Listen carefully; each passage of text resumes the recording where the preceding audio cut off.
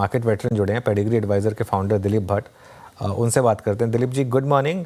काफ़ी शानदार मोमेंटम रहा है मार्केट में पिछले कुछ दिनों में। क्या ये कंटिन्यू कर सकता है या अब इन लेवल्स पर मार्केट में, कंसिडरिंग हम टैरिफ वाली पूरी वीकनेस पचा चुके हैं, अब क्या यहाँ पर थोड़ा सा प्रॉफिट बुकिंग पॉसिबल है?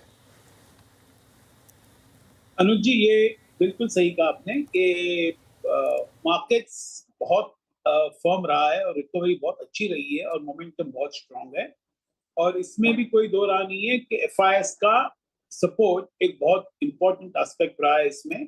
और at the end of it, अभी जितने भी हम स्टेटमेंट सुन रहे हैं वर्ल्ड लीडर्स के, including mister Trump and Chinese leaders, ये पता चल रहा है कि business sense will ultimately prevail.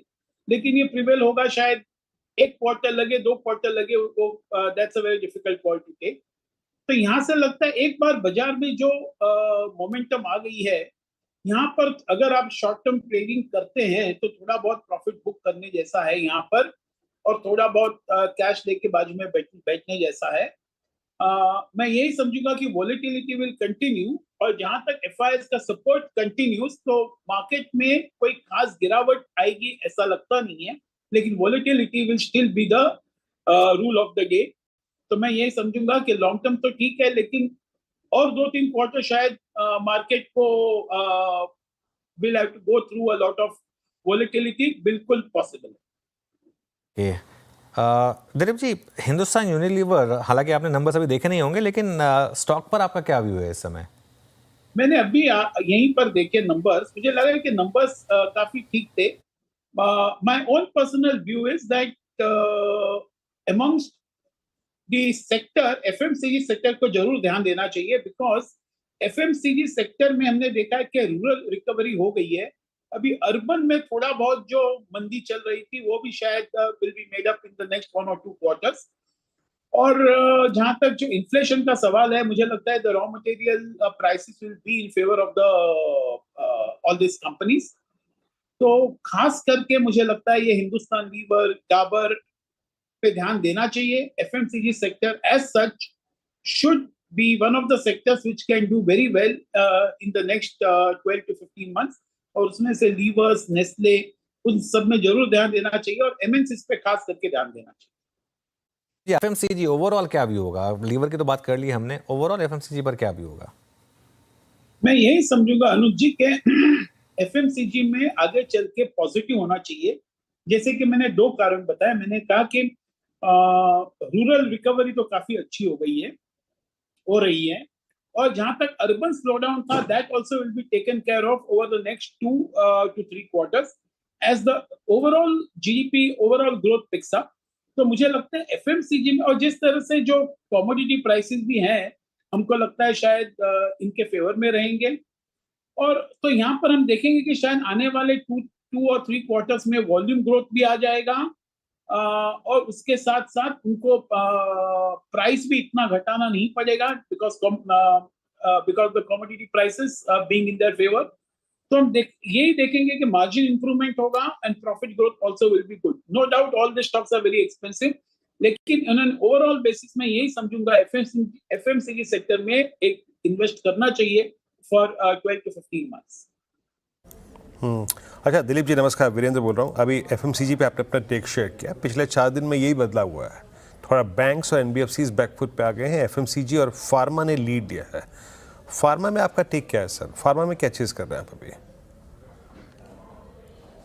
Pharma में अगर मैं ओवरऑल देखूं तो शायद मुझे लगता है कि the frontline stocks like Lupin, Sun Pharma, और मैं खास करके कहूंगा कि दिवीज, ये तीनों स्टॉक बहुत अच्छे लग रहे हैं। दिवीज एक खास बहुत स्पेसिफिक रीजन के लिए भी लग रहा है। ये यूरोप के लिए बहुत अच्छी तरह से they have geared up for supply, because Europe में काफी डिसरप्शन हुआ है, और इसका एडवांटेज शायद दिवीज को बहुत अच्छा मिल जाएगा, और उनके पास कैपेसिटी भी काफी है। तो on a long term basis even Divi's looks pretty strong. यहाँ से मे बी 50 to 60% रिटर्न मिल सकता है, बिल्कुल मिल सकता है। और एक सन फार्मा में भी ध्यान देना चाहिए। और मिड कैप्स में अगर हम थोड़ा बहुत देखें तो लगता है शायद ऑरबिंदो फार्मा काफी ठीक लग रहा है। और एक नैटको फार्मा करके है, it's not, I will say कि slightly very volatile by nature, लेकिन इसको भी ध्यान में रखना चाहिए बिकॉज वो काफी अच्छा करेक्शन दे चुका है ऊपर से, और on a long term basis ये भी काफी ठीक लग रहा है। अच्छा दिलीप सर, ये power space, I mean including all private and PSUs, ये काफ़ी थ्रस्ट जनरेट कर रहा है। Look at NTPC, then Tata Power, most specially SJVN को देखिए आप, अच्छे मूव आ रहे हैं पीएसयूज में या फिर इनफैक्ट दोनों ही बास्केट में, प्राइवेट बास्केट में। Anything to chase in power space और इनफैक्ट पीएसयूज पे अगर आपको कुछ अच्छा लगा हो सर, आपने पिक किया हो लोअर लेवल्स पे? Well, power space as a sector also शायद आने वाले दिनों में will gain momentum, largely because the demand also will be very good for power, और जनरली ये सीजन पे ऐसा रहता है जहां पर पीक पावर डिमांड आ जाती है। लेकिन मैं ये समझूंगा कि ओवरऑल पावर सेक्टर में यहाँ से अगर आप होल्ड कर रहे हैं तो होल्ड करना चाहिए, लेकिन एक फ्रेश इन्वेस्टमेंट करना चाहिए। I am not too sure because ये सेक्टर थोड़ा बहुत एकदम वेरी मॉडेस्ट ग्रोथ बताएगा always, but it's a very sticky annuity business. तो उस हिसाब से देखा जाएगा तो इन्वेस्टमेंट में आपको काफी अच्छा रेजिलियंस देगा, बट मैं फ्रेश इन्वेस्टमेंट इस लेवल से I will not be very comfortable. Okay Dilip ji, एक सेक्टर जिसने सबको सरप्राइज किया है, शायद सरप्राइज ना किया हो क्योंकि पहले ही बहुत बड़ी गिरावट आ गई थी, वो है आईटी। अब सब लार्ज कैप आईटी के नंबर्स आ चुके हैं, यहाँ पर आपका क्या व्यू बन रहा है और कोई लार्ज कैप आईटी में आपकी प्रेफर्ड पिक क्या होगी इस समय? मुझे लगता है आईटी का बिगेस्ट टेलविंड है कि most of the frontline IT companies are very well managed companies, उनके कैश फ्लोज बहुत अच्छे हैं, और डिस्पाइट जो मार्जिन्स जो डिप्रेस हुए हैं और जहां पर वॉल्यूम ग्रोथ भी नहीं दिखाई दे रहा है आईटी कंपनीज में इन टर्म्स ऑफ विजिबिलिटी, तो भी काफी अच्छे उनके आरओईज बैठ रहे हैं।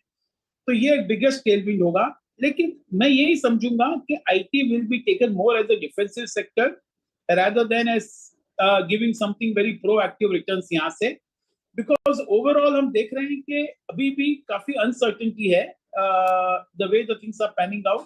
I'm sure it will be clarified sooner than later, लेकिन at this level IT मेरे पोर्टफोलियो में शायद एक डिफेंस करके मैं पोजीशन करूंगा, कोई प्रोएक्टिव रिटर्न्स की वजह से नहीं।